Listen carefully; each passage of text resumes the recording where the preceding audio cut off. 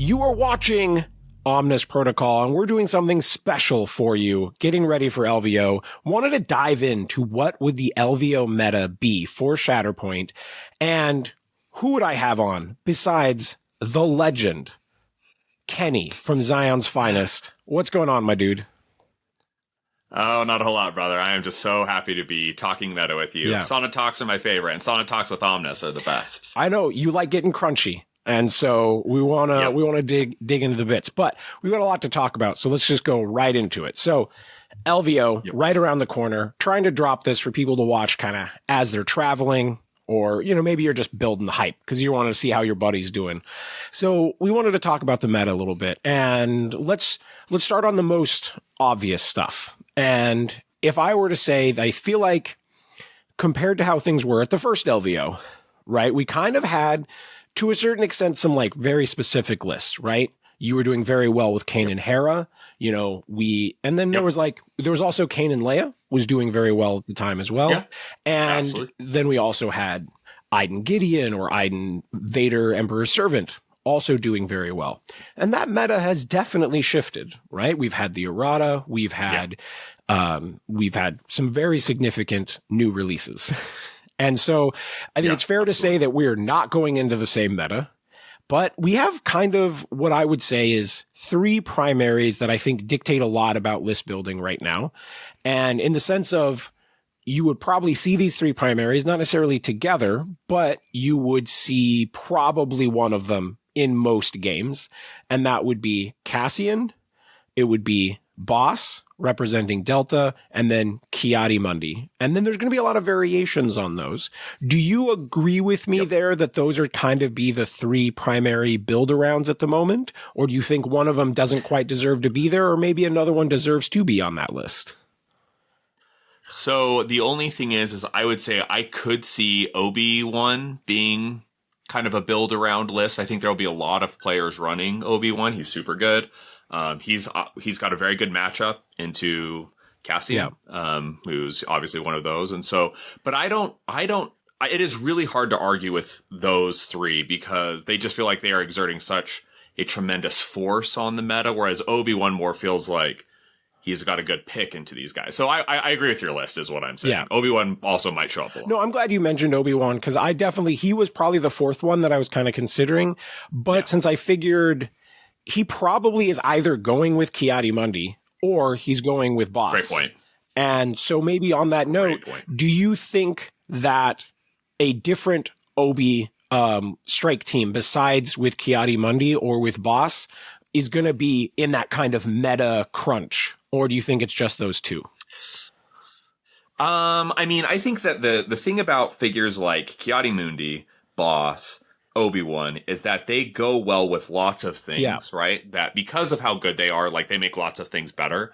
And so like Mace and Obi is a brutal list for Cassian to deal with. Yeah. Because a lot of times if Cassian doesn't have Kanan, he doesn't have Diceless. And if you don't have Diceless into those guys, man, you can just run into some absolute walls.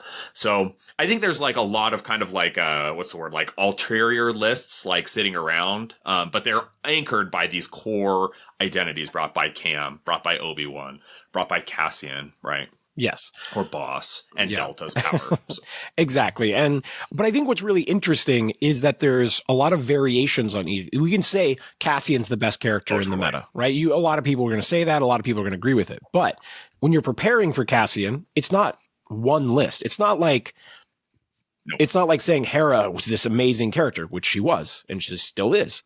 But you kind of knew she was going with Kanan. With Cassian, that's very different. Absolutely. We're like, well, there's Cassian Kanan. Very good. You like that list a lot. I'm a little higher on the Cassian Jin, which has also taken down some events. But then there's Cassian Charming Leia, which is doing very well. There's Cassian Leia Freedom Fighter, which had taken second and Smite Club, right? Also performing. And then if you look at the Longshanks win records, Cassian Ahsoka 1 is above like 60% win record. And so there's a lot of versions. We've even seen Cassian splashed into Empire. So like saying you have a plan for Cassian is very complicated, right? Do you have anything there you want to expand on?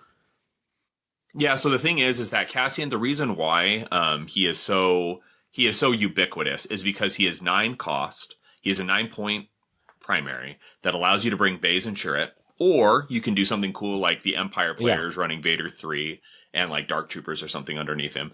And his identity is such that he is just very flexible. And that's why, like, you named off 5 primaries that he can easily go with, right? And it's just like, it's very tough. Like, Kanan's not like that. Like, Kanan can go with a lot of primaries, but his list kind of like builds itself. And it is not the case that Cassian does that. You run with Baze and Chirrut most of the time, but then otherwise it's like, do whatever you want. Like, he can do a lot. Like, I wouldn't be surprised if Cassian Armorer won LVO, right? Or Cassian Riff. Like, there are a lot of ways that you could build Cassian, and I don't think we've even fully discovered it. So yes, he's probably the best. Yes. There's a very good chance that he's going to be in the finals. We would probably be surprised if he wasn't. But which version is very complicated. Yeah. I mean, just riffing on that really quick. So the Cassian armor list where you have Cassian, Bo, Baze, and Chirrut, armor, Paz, coverts, that list freaking slaps. Like, that is, you don't like expect it, but Cassian can reposition or advance Paz when someone gets wounded, who can then like do his shot, right? That's like part of the reason why Paz, like, we all kind of moved away from Paz, was that it was really easy to control his revenge trigger. It is not that way with Cassian. Just a super fun list. So yeah, just the ability to have more ways to reposition Paz, like quite literally reposition Paz in key moments. Yeah. When the mission starts getting spread out, or you need Paz to hit a totally different side of the table. Like, we've all played games where Paz just moves onto a point and then that point is active the entire game. And you're like, holy shit, Paz is broken. But then you play the game where like Paz is not on an active point. He barely gets to a point, gets force pushed off of it, and then out of position for the whole rest of the game. And you're like, this guy isn't worth 5 points. Why? What's going on here? So that's definitely interesting. But without talking too much about Cassian, Boss and Delta is this new force that we, in a lot of ways, we barely understand. It's still, people are still learning it. Obviously, it was out for Evergreen, which you won. Congratulations. Kicking ass. This is why thank you. Legend. But people were definitely learning it and like getting a feel for it. And it was not an easy list to learn. And it seems like the most obvious pairings for him is coming down to Hunter. It is coming down to General Obi-Wan. And then also I've seen a lot of people have success with Vader Jedi Hunter with it. Do you have any thoughts about how this is matching up with the meta? So Boss is just an incredible, like, Delta is just such an incredible box. Boss, Fixer, and 7 Scorch are completely different kinds of units from each other, right? Boss is a very mobile, spiking units, very incredibly dynamic plays. Like, you bring up Hera, and they have, Sam has compared them to Hera, and I love that comparison because Boss can do things that no other figure can do in terms of being able to advance 3 times without taking a move, killing people, across the board. Like, he's so cool. And I think that the reason why Boss kind of has taken a while on the uptake to win is because, or, like, make it top table, is because he is very difficult to play. And I think people look at it and they're like, oh, I'm just going to go murder things with it. And you will kill things. But at top tables, you're going to be running into players running revenge lists who have, like, accounted for you killing things.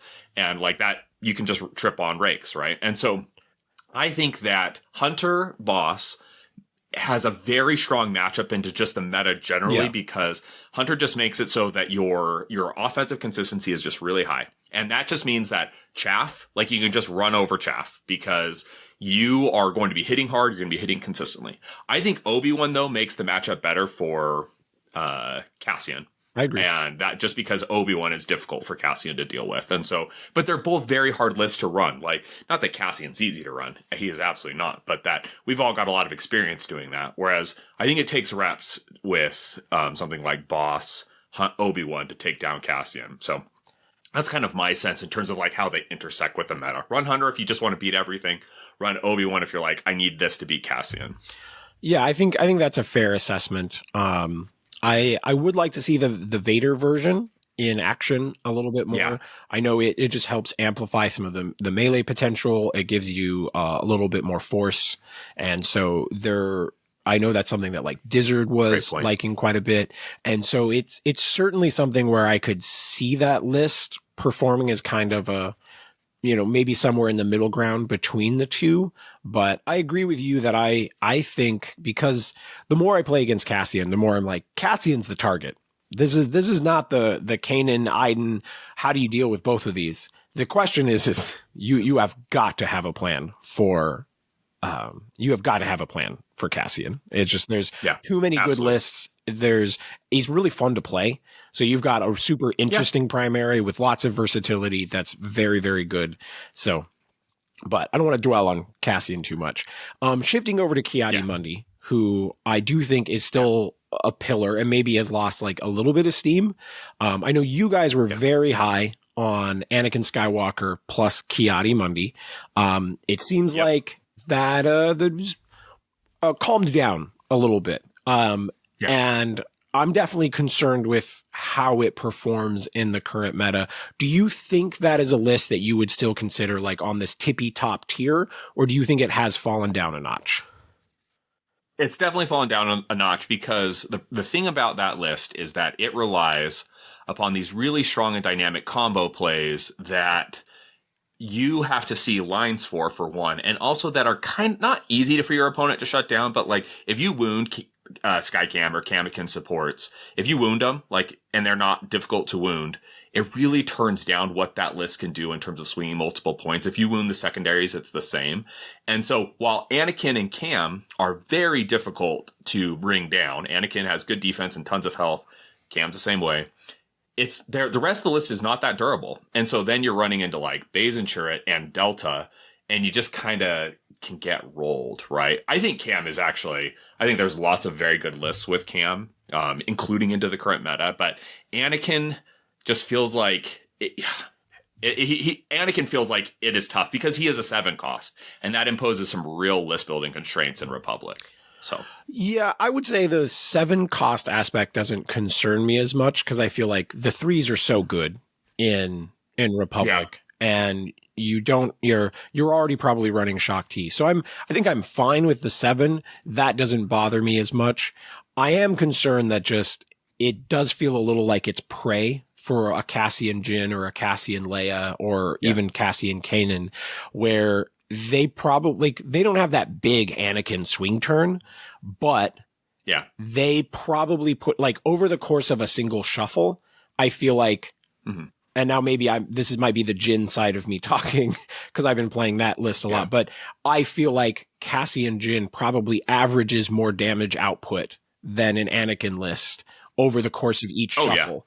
And where you're like, oh yeah, I thought I'm the aggressor. And you're like, no, you are not the aggressor. And you don't have revenge triggers. And, yeah, and I think it could definitely be on its back foot. But with that said, I think Kiadi Mundi with General Obi-Wan is one yeah, of the best lists in the meta at the moment. And it's weird because it hasn't seen a ton of play in the US, at least by comparison no. to the UK and to the Australian meta. It's performing very, very well. And over here, it's just not seeing a ton of play. Do you think that's a playstyle preference for us Americans, or Yeah. am I just missing something? I mean, I think America, the like North America, has never really figured out how to mass pilot Obi-Wan into a contrarian meta. I mean, there are really, really good Obi-Wan players in the United States and Canada, but there are just so many other Yeah. kinds of players, right? And we've just never really figured him out, I think. And so I do think Cam Obi-Wan is a fantastic list. And again, I think that it's got a good enough matchup into something like Cassian. Um, I think that the issue is you've got to be able lists that are not Cassian or Delta need to be able to think like, am I solving the Cassian problem or am I solving the Delta problem? And I think that Obi-Wan Cam can probably solve the Cassian problem. I'm not sure that they solve the Delta problem. And that's kind of the weird thing that we talk about with every list is Yeah. it's like, Are you going to play list chicken? Like, how are you, like, what problems are you trying to solve, right? And so, but Obi-Wan, that's the great thing about Obi-Wan, is that I think that Obi-Wan himself kind of allows you, and Cam is the same way, allows you to pivot towards one of these things where you can say, like, oh, I'm here, like, Delta's not bringing down Cam, and if they do, he is going to deal damage back to them and, like, kind of keep up on that damage race. And that's a fantastic thing to have in a primary, right? And so Cam is just also very flexible in terms of, like, what am I going to do with this guy? Yeah, 100% agree there. So instinctively, like if I were just say I'm not playing in the GT, I've got too much shit to run. But if I were going, I would probably play Ki-Adi-Mundi and Obi-Wan with Cassie and Jin. But I would not begrudge anyone for playing Kanan or Leia in the Cassian spot. That would be my go-to. And I would have thought that if you were playing Ki-Adi-Mundi and General Obi-Wan into something like Cassie and Leia in particular, that you would be advantaged as long as it wasn't on Never Tell Me the Odds. But there was just the event in UK, like 2 weeks ago, where the finals was Ki-Adi-Mundi and Obi-Wan versus Leia and Cassian. Now, mind you, the person who won was the best charming Leia player on Longshanks. So we'll respect this. This might just be someone knows this list that well. But they played on Sabotage. If you and I were going to play it around, and I have nothing but respect for you as a player, I think you're one of the top players in the US, if not in the world. But if we were sitting down to play that game on Sabotage, I would want the Ki-Adi-Mundi and Obi side. I'm not sure if you were the same way, but it lost. So it's still clearly not a counter. No. I mean, I think it's more about playing. I think it's more about having the tools to deal with it, right? Is kind of the idea. And also, like, the thing about Obi-Wan Cam is that Cam and Obi-Wan, that list specifically, is kind of doing a similar thing to what Jin Cassian is doing, where what you're doing is you're giving your opponent opportunities to brick or trip. Yeah. And so instead of like having like a super strong dynamic game plan, you're like, I'm going to build up a strong board position. I've got figures like Shock and Cam who can bail me out with force pushes and force repulses. And what's going to happen is you're going to make an attack. I am going to have hunker tokens. And if you don't hit your break points, then you're not going to swing that point, right? And so it's kind of very similar to Jin Cassian. And I think that it definitely has... It's a very, very strong list. I also think that Vader 1 Cam is fantastic as a list, And that is playing totally differently. It's got Cam, right? But like it's playing totally differently than you are the beatdown in that list. And you are just like running at your opponent. And so, and they're just totally different flavors. And that's kind of what Cam gives you. Yeah, I definitely feel that. And it's just, it's going to be interesting to look at how more of this stuff plays out, especially as we get more experience with these matchups. I did want to bring up, but because we're talking about these and we haven't seen it talked about a whole lot, is the idea of potentially pairing Delta with Ki-Adi-Mundi. Because in what we're talking here is we do feel like Ki-Adi-Mundi has some tools like the force pushes and things to be like, I'm going to get you off points without needing to worry about your revenge triggers or like how much damage I'm going to do, that sort of thing, or, the steadfast on Baze and Chirrut, while also having some powerful offense to make those key kills when you want. And you've got some anti-hunker stuff too with Boss. So it has tools into Obi-Wan.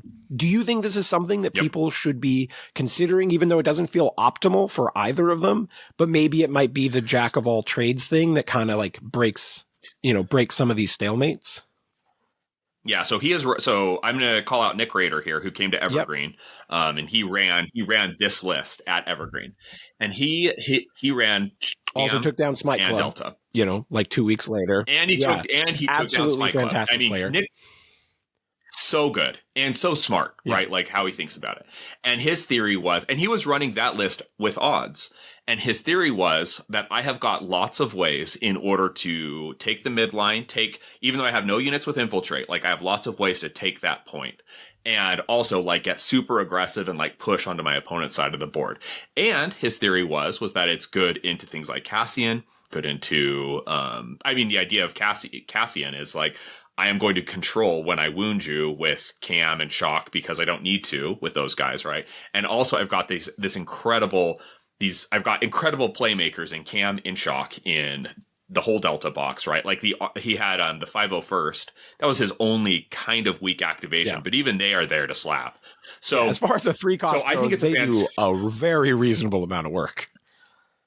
Yeah, I think that that list is more of a jack of all trades list where you're like, I'm building this to handle anything. Like I can take the Deltamere, I can take Cassian.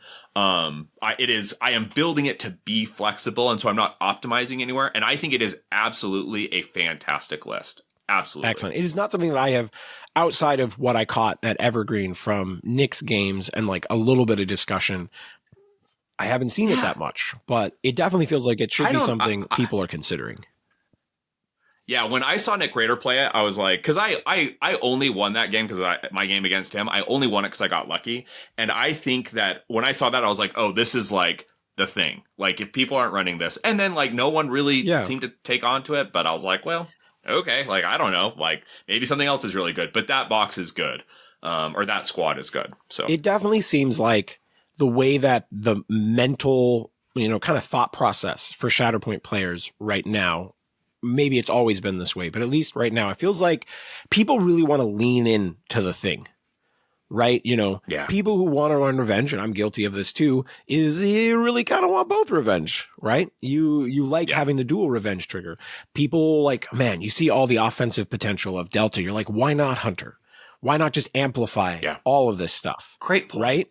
And that's a great point. We really see people kind of leaning into it, and we don't see that much of these mixed bag lists, right? Like what we're talking about with Kiadi Mundi and Delta. Like that's a mixed bag, and a lot of people like want to lean into this. Like I can kind of pivot between two game plans. My Shatterpoint can do drastically different things, right? Like you have a boss Shatterpoint versus like a Kiadi Mundi healing somebody for 6 and force boosting someone off. Those are so different. Absolutely. But having both of those doesn't seem to be a play style that we see enough people leaning into, to be entirely honest. Yeah, I think it's interesting. That's such a great observation. And I think that a part of that, like that really surprises me because I would think that top level play would really reward that kind of flexibility. But I don't know. Yeah. Like I don't know why that list hasn't like that. And that, I guess it does kind of express a certain kind of play style, why that hasn't caught on more. It's a great question. Yeah. I think I'm going to just have to try it myself because I haven't played it either. So I'm not big, I'm not, shit talking the community that much. Guys, I haven't done it either. Okay. Yeah. I think you agree with me on this. And as much as we're talking about primaries and as much as primaries get kind of the focus of a lot of these conversations, I think more so now than ever before that we are actually in an elite unit meta where it's not necessarily the primaries. Like, sure, we say that Cassian's dictating things, but part of it is like Cassian's such a great shell for Baze and Chirrut. Everybody's going to agree with that. Exactly. But you've got 7 Scorch also being just an absolute top tier activation. You are happy to Shatterpoint them. And like Shock T is very different. Yeah. And I know that she's a little vulnerable and definitely dies, but the more activations you get out of her, the more likely you are probably winning the game.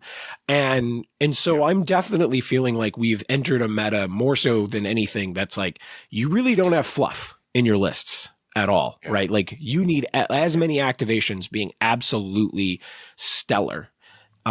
But I know I really enjoyed your cast right after Evergreen, and you were kind of saying, and you were like, I'm like, you're speaking my language right now with the way that this is. Because if you go back, the list that I played at SoCal, right, was Rebel Commandos, Fifth Brother, and then, or it was Rebel Commandos and Dark Troopers, and then Fifth Brother and ARFs, right? And multiple of those are pre-nerf, but it was, Amon and I were joking, afterwards, we were like, well, yeah, you just play all of the best supports in the game and you're probably going to win. Yeah. And it definitely feels like we're seeing more of that now, where like the difference between the best supports and like the best secondaries are kind of drastically different than the mid-range. Do you have any thoughts to add on like how impactful these are on the meta and like how you're building around lists, not about primaries? You're like, how do I deal with Baze and Chirrut? Yeah.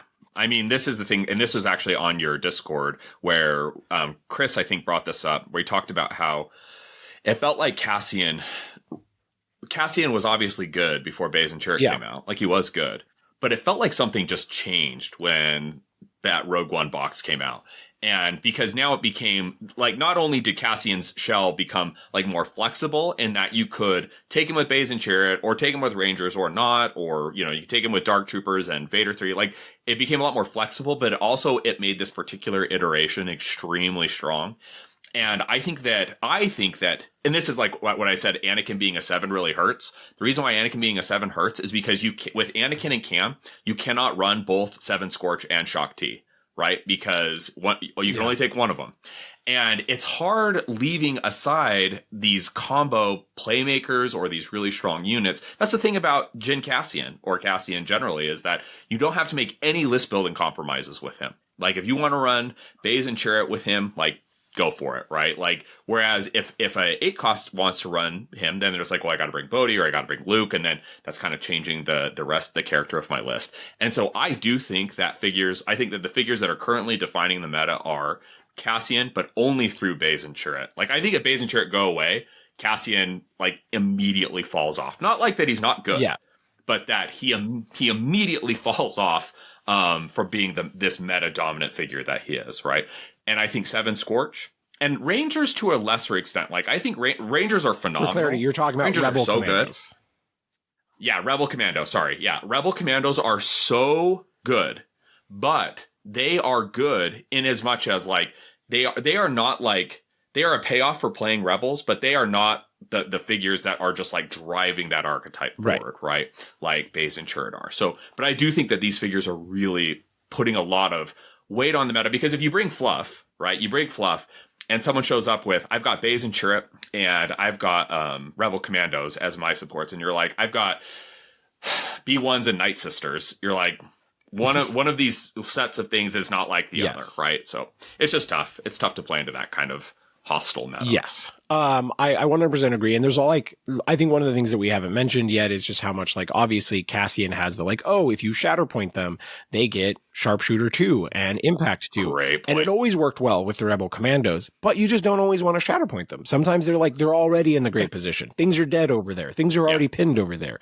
Having another great Shatterpoint on the other side of the table really just impacts the options of that list in such a huge way. And it's part of why I play Boosh and Callus in my list, is because I'm like, they also can focus on their activations, right? And so the more that you just go, it doesn't matter who I want to activate, that you have the potential to benefit from just like, here's free bonus dice. So 100%. That and I wanted to call back where you said, so I had picked on you saying like, oh, it's not the 7 cost that's really worrying me that much about Anakin. And then as much as I love Anakin Cad Bane, I've been playing Cad Bane and Hunter partially so that I can run Shakti and 7 Scorch without having to run a 3-cost secondary. So I'm willing to also like take the dig on that one. We're like, well, I'm also playing so I can specifically run both of these elite units. And so I just wanted to make sure we pointed this out in the episode, because I think as much as you're planning for Cassian, the focus isn't just that this town is ready to blow and his revenge trigger. Because I think you can absolutely play around these things to a certain degree, where like Cassian's revenge trigger does not do shit if you've wounded most of his team. Like if you get that pressure going and you're like, well, he's on a point already, where do you want to move him? Yeah. Because it's like him and like one other person who's not wounded, that trigger stops doing anything that impactful. But it's the power of the rest of the list. Just everything is no fluff, pedal to the metal. But I don't want to. Yeah, one thing. Oh, no, go ahead. Oh, I'm sorry. No. Let me just make one more comment on that.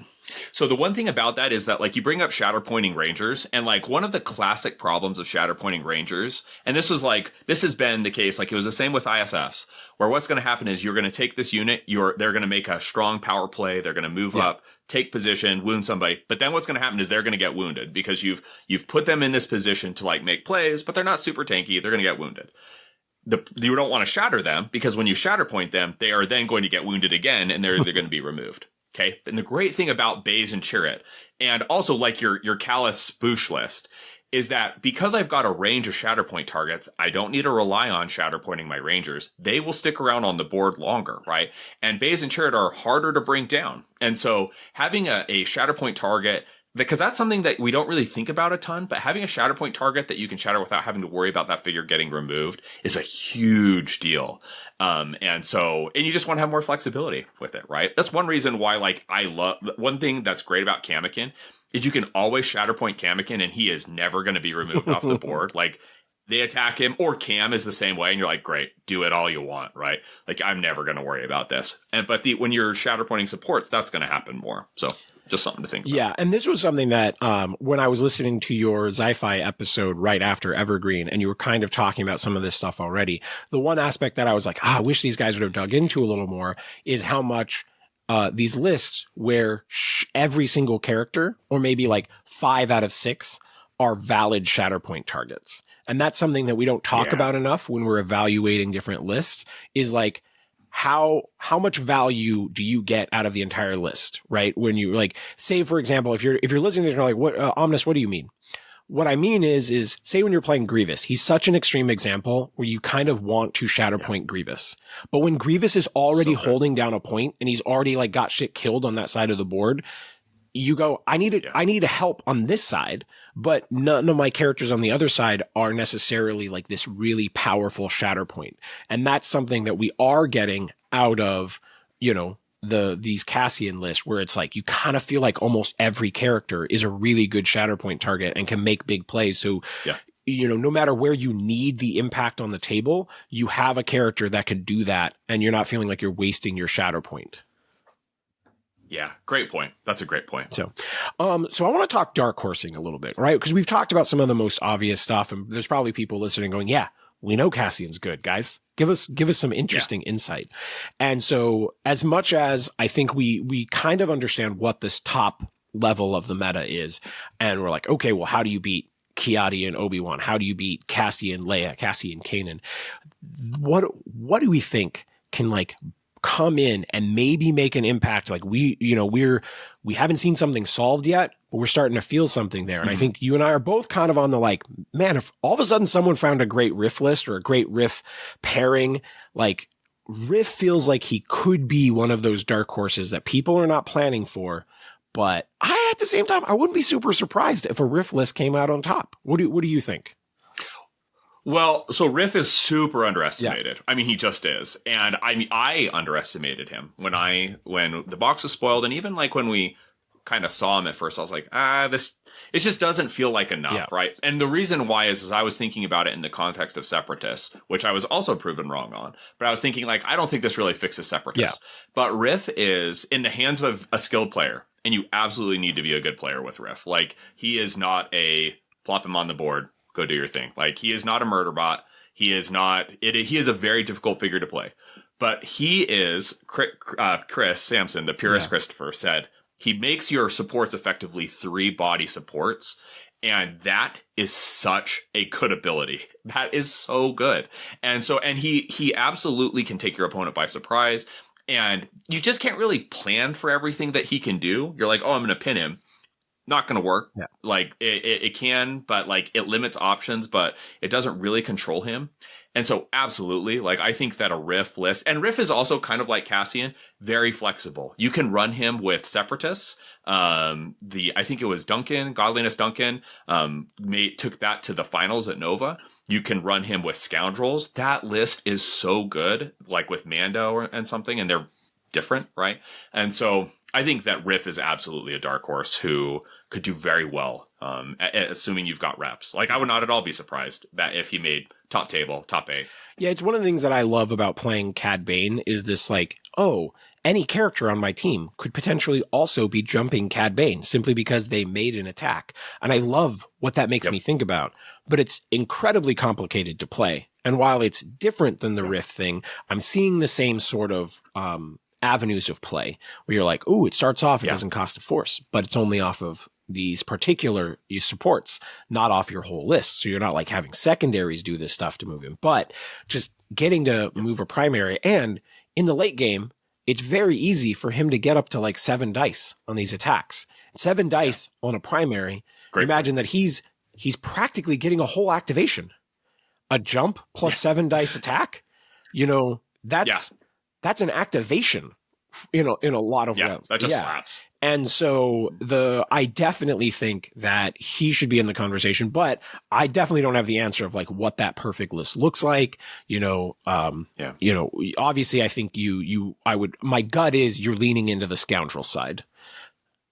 Yeah. That just feels very strong, right? Like in terms of I'm running in with Mando. Okay, that's good. I'm running in with weak pirates, who are also super underestimated. Yes. Like people don't talk about them. They are so good. 9 health with steadfast, with good-ish, verging on great expertise, defense expertise. Man, those guys are so good. Yeah. So not uncommon for them to be rolling 8 dice attacks with very solid, not like great expertise offensively, but like solid. And their tree is amazing. Yes, so it's like tree. Weak ways are good. Weak ways are just great. Like they really are. More people should run them. Yeah, absolutely. I don't want to go so far as to say that people are not talking about them, but I do think they're still underrated. There are definitely some lovers of pirates out there, and respect to all of you boys. I do see those lists. But do you have another pick of something else that you think is going to kind of maybe could be sneaking into this? If you're one of the players out there that are just thinking like, man, Cam is not quite my thing. I don't really like the big head guy, which I think comes up a lot. I'm not sure how many people out there where Ki-Adi-Mundi is your favorite Jedi. Probably not very many. So I understand that he's not your bread and butter, but he's very good. And then Cassian, I think a lot of people love, Andor season 2, absolutely fantastic, masterpiece. Yeah. And it's Rogue One is a favorite movie for a lot of people. And so having the option to play these really cool characters, but some people may want something outside of that. So do you have another pick where you're like, man, this is someone who's kind of on my radar where I'm like, I could see this person coming out on top? Yeah. So I've got a few picks. Fire away. I've got a few, but here's the thing. I don't think he's like necessarily a dark horse, but like Grand Inquisitor has been doing so good at top level play.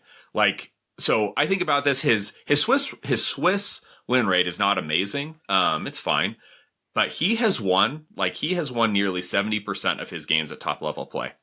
And like, that's pretty good, right? And so, I mean, I think everyone I say that, people are gonna be like, oh yeah, Grand Inquisitor is good, but it's like, no, he's like underrated at top level play.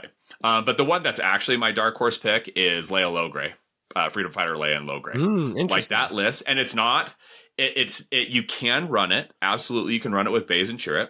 You don't need to, but that list is, people have underestimated that list, and it has done very well at top level play competitively, and no one really plans for it. But it's like Leia has an expose on a primary coordinate fire expose that has kind of disappeared from the game. Yeah. And man, if you're exposing Delta, if you're exposing K2, if you're exposing Baze and Chirrut, oh boy, are those people going to be sad panda bears. And so that list, I think the problem is that running that list requires, you have to like really know your matchups and like know if you're the beatdown or if not. And so it's a hard list to run, but absolutely that list. 3PO with Freedom Fire Leia is just, it can be disgusting. So that's a real dark horse. Nice. Well, that's what we're looking here for. I definitely think the Grand Inquisitor pick is interesting, because I just played a few games with him today, trying to go, okay, yeah, I like Cad Bane. I like recovering a force every time I wound something. So let me try the Galactic Empire version of this. I may just not be experienced enough with Galactic Empire because it did not go particularly well for me. But I do agree. We've seen him be kind of maybe even the most pivotal of the Empire primaries, where it does feel like if you want to build something Empire, you're probably combining it with Grand Inquisitor. And that's probably the Imperial thing that's been having the most success. Yeah, it's just like he's kind of weird because Inquisitor is not, he's like the Empire's Cam, right? Solid defensive body, like all these things, good economy, but he doesn't have like force push, and he doesn't like Cam has just got ripcords that you can just pull, right? Where you're like, I need a force push, got it. I need to be able to afford a force repulse on a twice wounded Shock T, got it, right? Like it's just that's the thing about Cam that's why he's so good. And Grand Inquisitor is like that, but kind of a variation on that. But removing the control token for 2 Force is not as good as Force Push. But no, it is not. It does, at least, like, I like that comparison. And I hadn't considered that until you said it. And I think he is very much like Kiadi. It's different, but I see what you're going for. Yeah. And I like that. I like that thought process. And maybe I'm going to like utilize that in my next Grand Inquisitor list. But did you have more you wanted to say on that? No, I mean, it's just that, like, I think that the thing is that these Empire players really, like, people have figured him out and have taken him to top level play consistently since the errata dropped. And so I think it's just one of those things that people don't talk about him. We don't talk about really Empire very much because Cassian just has sucked all the oxygen out of the room, and now Delta. But it is absolutely the case that I think you could get good with a GI list. Figuring out like what meta you're trying to solve for and absolutely take down a big event like LVO. Yeah. So I want to talk a little bit about some of the old meta lists. Like, you loved Kanan Hera, and I haven't played that list that many times, but every time I put it on the table, I'm like, holy shit, I love playing Hera. Why have I not played this list more? And but it has fallen off dramatically. Hera was already not the most popular pairing, I think. Like, this is just off the top of my head. I don't remember if Leia was actually more popular or not, but it felt to me like Leia was more popular. But Hera was very strong for different reasons. And that list has fallen off very dramatically. And I mean, I think part of it is with Seven Scorch and with Boss having more ways of ignoring, Kanan's revenge triggers, that maybe people are shying away from it. But I'm curious from your perspective as one of the best Kanan Hera players, do you think that list still has a significant place in this meta, or are you kind of walking into the, a top 8 disadvantage if that's where you're building your rebels? So I'm going to sound like a super broken record here, but the problem with running Kanan Hera is that you are going to run Rangers or Rebel Commandos probably, and you have a really hard time fitting in Baze and Chirrut. Yeah. And so you're like, okay, so I'm leaving aside the best Rebel support, and I'm just going to run, because the idea of Kanan Hera is like you are really leaning into this Spectre synergy. Yeah. But Kanan, people have figured out how to get, like you brought up Boss, and it's like Boss has got a very consistent way to wound without triggering Kanan. Like, and good players do it. Like, they're like, I'm teeing people up.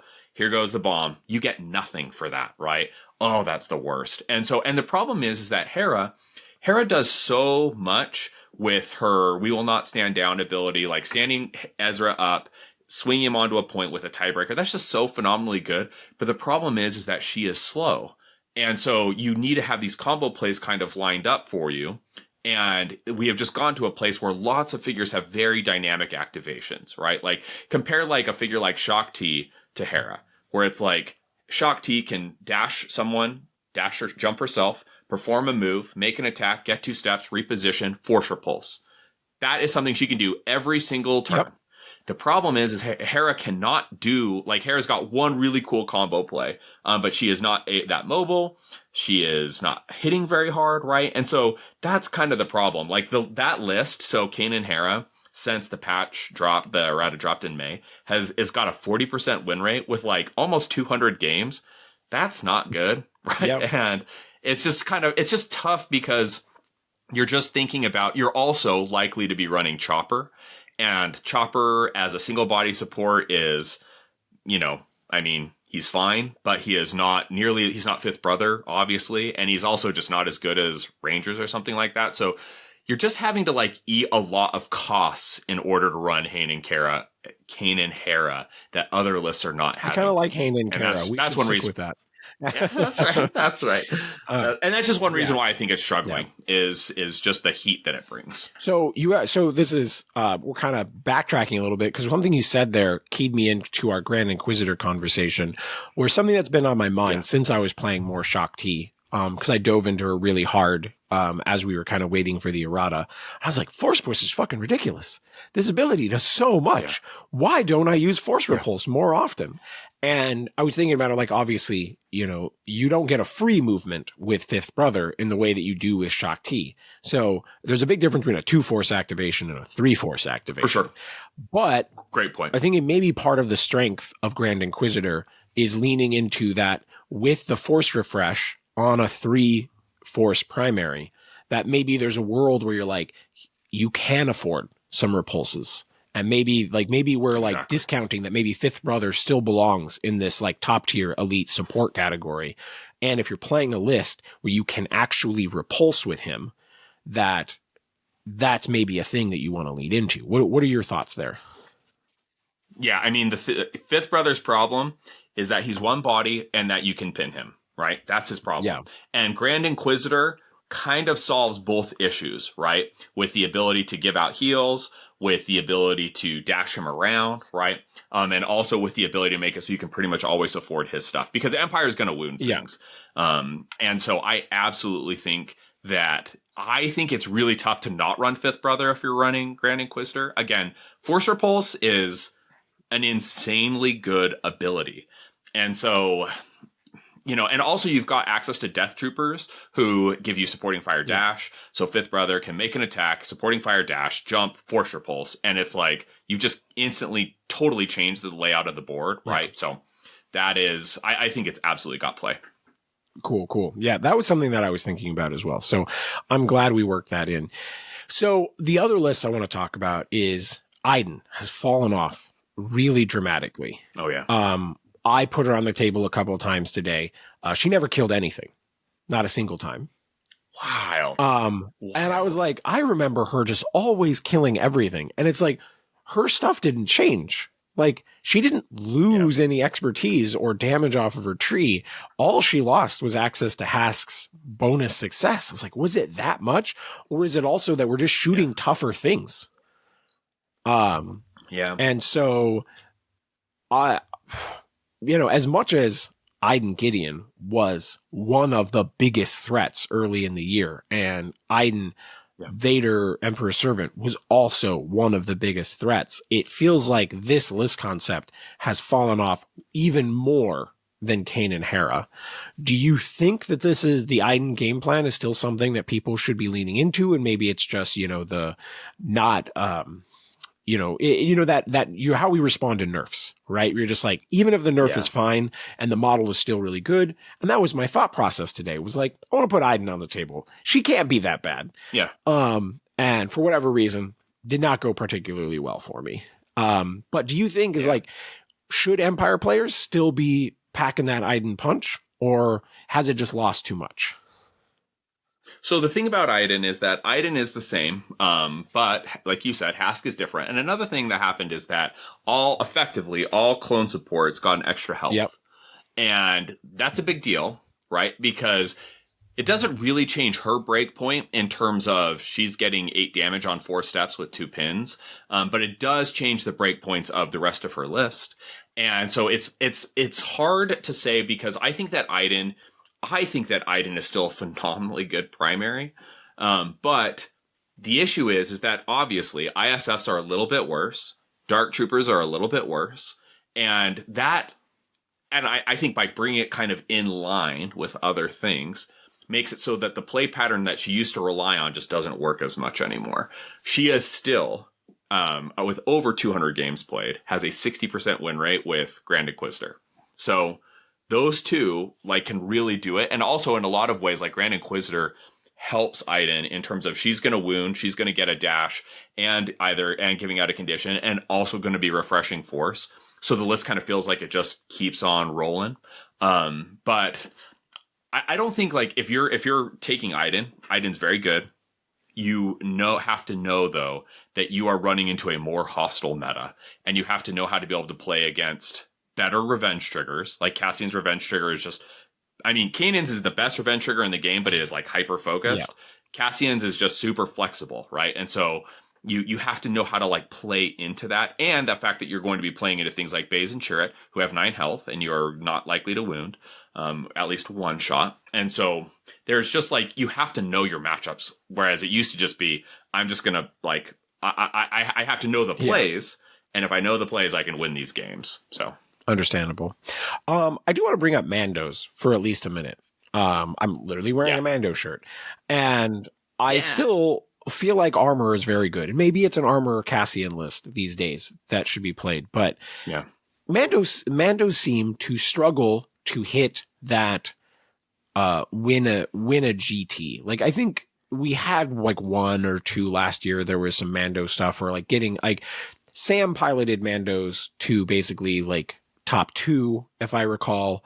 But they haven't quite broken into it. And do you feel like the Mando concepts are actually a step behind, or is it that people are just favoring other lists? I know I have definitely felt like when I'm playing them, especially compared to like Cassian Jin and like some of these other lists, I'm like, this list does feel a little bland. Not necessarily bad, but it's not as interesting to me. It feels a little bit more straightforward, even though it feels like the punch is there.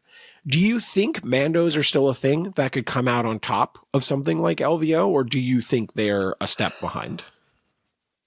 I would not bet on Mandos to win LVO, but the reason why is that my hot take, and I like disagree with my other brothers on Sci-Fi about this. I think that coverts are like top 3 support in the game. Yeah. Like, their offensive expertise is insane. Their tree is phenomenal. Their defensive expertise is good. They feel like an elite support. They are an elite support. Yeah. They are a huge payoff for running them. The issue, though, for Mandos right now is that the coverts and like Clan Kreese both have 7 health. And that is super easy to chew through. Armor is a phenomenal unit, but she doesn't have diceless, and so what she is doing is she does have the ability to move someone else, and she's got an expose. Like, she's awesome, but like, she is not like Cam, right? She is not like Cam in terms of her activations. Like, you compare those 2 activations, and it's like Cam can move someone, attack someone, force push somebody, wound somebody, and then give someone else a dash. Armor is just like not doing something like that. So I think that I love Mandos. I love the concept. I love so much about the list. I just feel like everything is just a shade worse than what other things are bringing. Like, Armor is not as good as Cam. Paz and Bo are not as good as Shock T and Rex or something like that, right? And then obviously, I think coverts are not as good as Baze and Chirrut, but like, I would take them if they were Rebels. I would take them over Rangers every day. But they're very good. You know, like, they're so good, but like, it's just not, you're just like not quite dealing with the same, you're not in the same weight class is probably the way I would describe it. Yeah. And I definitely have concerns that Paz is not an elite secondary in the way that Shock T is an elite secondary, and like Baze and Chirrut are a elite support. And especially he's getting caught in this Kanan crossfire where he doesn't get to do his stuff if he's get wounds by Boss's bomb or the explosives. Great point. From like my very first game with 7 Scorch, I was like, oh, I got you down to 1. I guess I just blow you up and then you don't get any of your triggers. So you don't get to you don't get to just become active again, and you don't get to shoot me.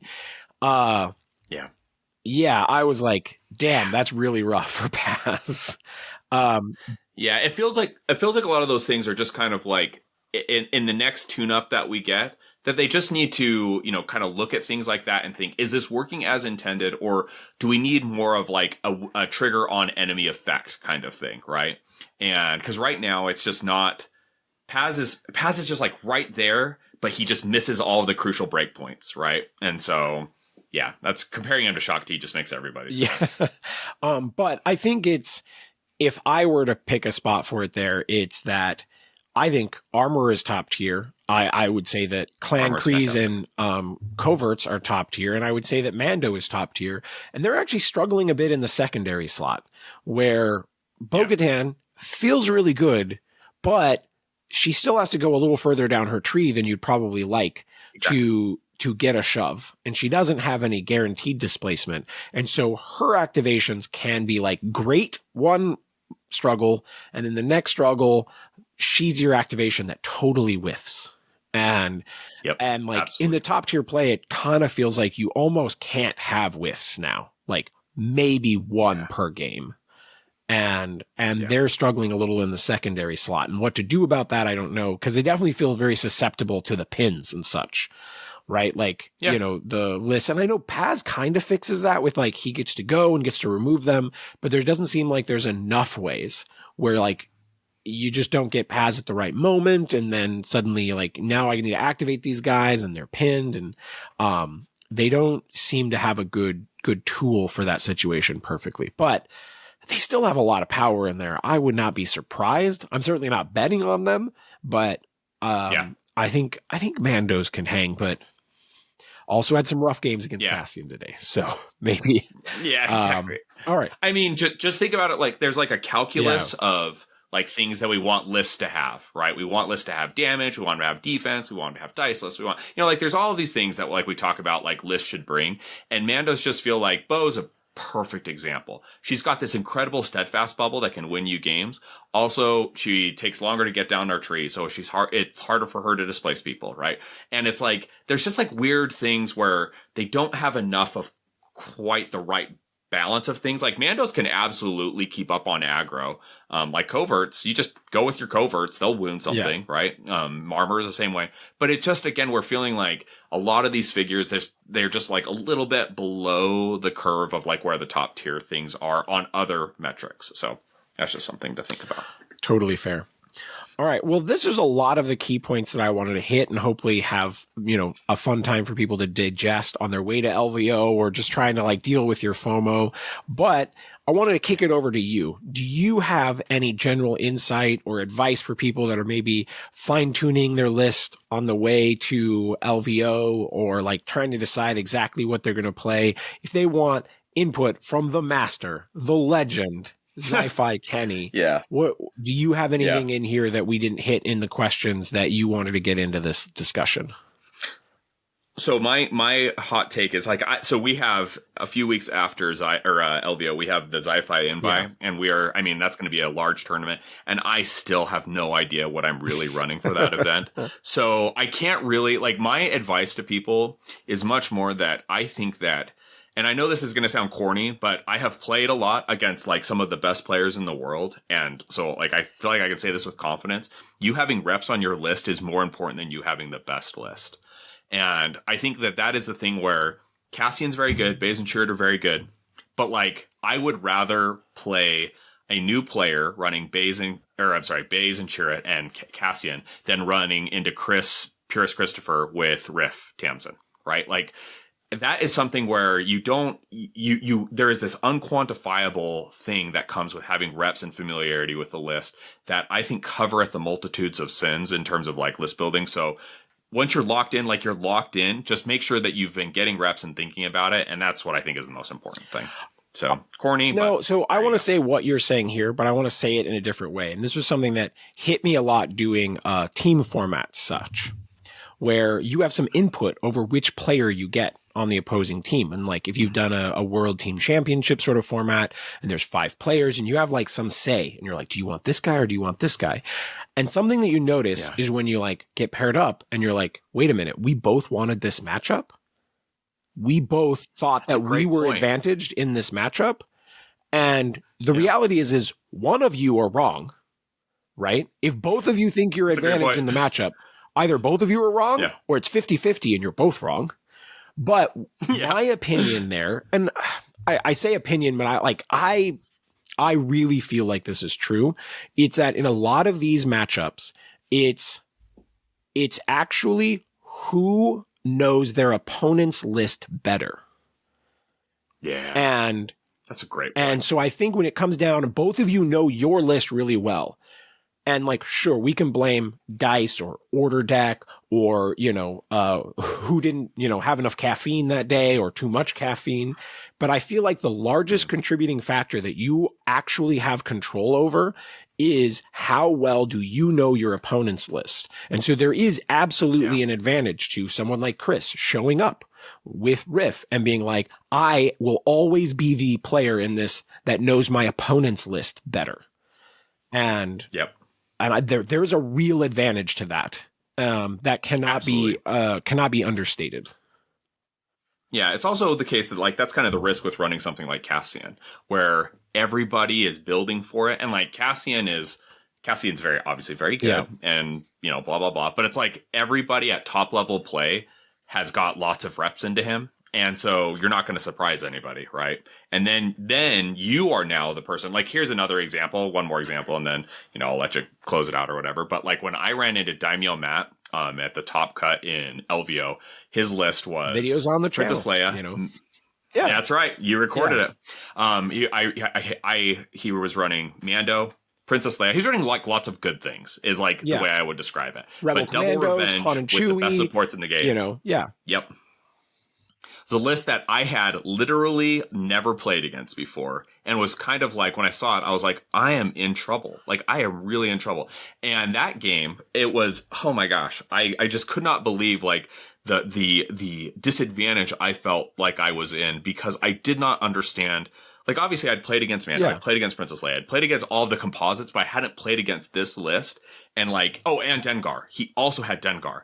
And that the idea that I was not prepared for kind of that, the layering of abilities and stats and everything that he was bringing to the table. And that I was at a serious disadvantage in that game because of that lack of knowledge. And so that's a really, really great observation in terms of knowing what you're getting yourself in for and knowing what to do.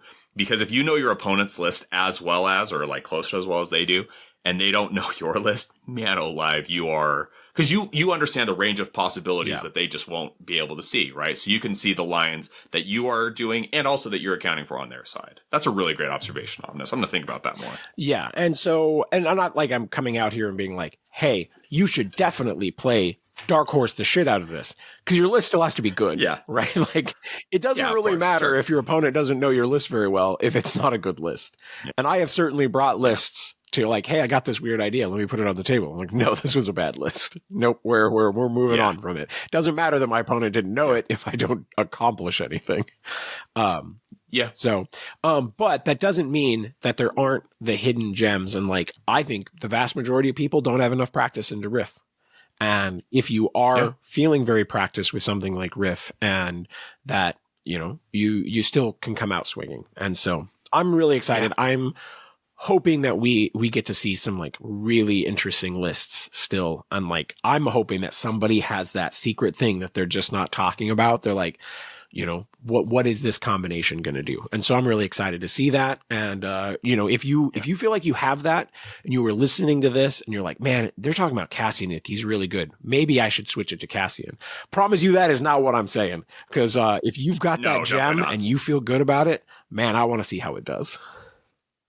Absolutely. Absolutely. You should not switch to Cassian because you have a comparative advantage with whatever. If you're running Mandos, right? Like you have a comparative advantage. If you're like, I've played the Cassian matchup 50 times. Like I know that matchup. You should stay on Mandos, even if we don't think they're as powerful. Yeah. Like you will be better with them than you will be with Cassian. I do think there's a world where there's a really interesting list chicken aspect to taking like, oh, I'm going to bring Cassian Leia or Cassian Kanan or Cassian Jin, but I'm going to play it once, get it out of the way, and then I'm playing Riff or whatever the whole rest of the time. Yeah. But I want my opponent constantly going, shit, what am I, you want them kind of focused on the, on the Cassian and, kind of confusing them. I think there's still an advantage in that. So you can bring this other thing and be like, I'm just going to play this once, but I don't want my opponent worried about it. So. Yeah. Well, you obviously, big shout out to Zion's Finest. You also mentioned Zi-Fi Invitational coming up. Why don't you take a second, tell everybody where they can find you, where they can, show up to a tournament, get a game against the legend, maybe if they're doing well enough. Tell us about the Kenny lifestyle. Oh, sure. So I'm based out of Utah. We've got a really, really good community here. We've got a podcast called Zion's Finest that we release. We try and release episodes every 2 weeks. It's mostly me, Sammy K, phenomenally good player, Scott Nielsen, JK, and Matt, is like our core group. We release episodes every 2 weeks. We have a ton of fun with it. everyone's welcome to listen. We have a Slack, which is kind of like Discord, that you're welcome to join, and we're constantly talking about lists on. If you want to get in touch with me, the best way to do that is actually through Discords. Like I'm on Omnis's Discords. I'm on like all of the major Discords. And you can get in contact with me there. We have the Sci-Fi Invite coming up. It's October 17th and 18th. We're capped at 48 and we are full. But you can get on the wait list if you'd like to join. And we will, if you're here, if you're obviously in Utah, reach out to us and we will see if we can find a way to fit you in.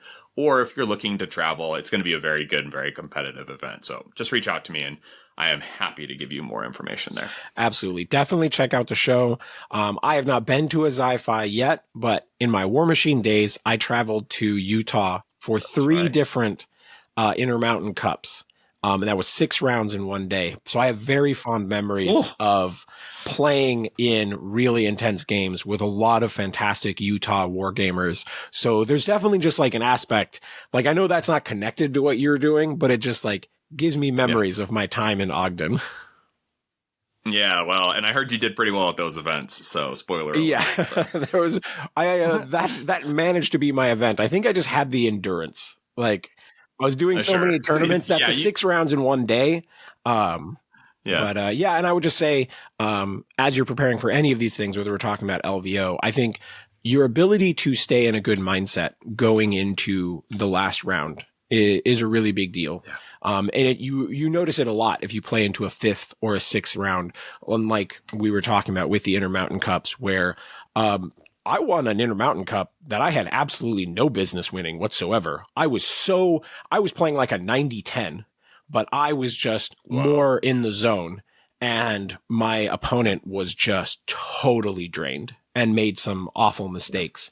And people are like, oh no, you need luck to win. I'm like, no, this was outside of the normal range of luck. I had no business winning this game whatsoever. Find a way, get the practice in, do local tournaments, anything that you can do, just get yourself used to being on your feet for 4 or 5 rounds helps you out. And you just stay in the zone, make your day as easy as possible. So, but I'm absolutely drink a ton of water. Yes. Gotta have the, I live off of my hydro flasks. I always fill them with water at the beginning of the day, or fill them with ice at the beginning of the day, keep refilling it. But yeah, I'm really excited to see everybody. I'm sad that I will not get to see Kenny and Scott at this LVO, but it's the worst. Yeah.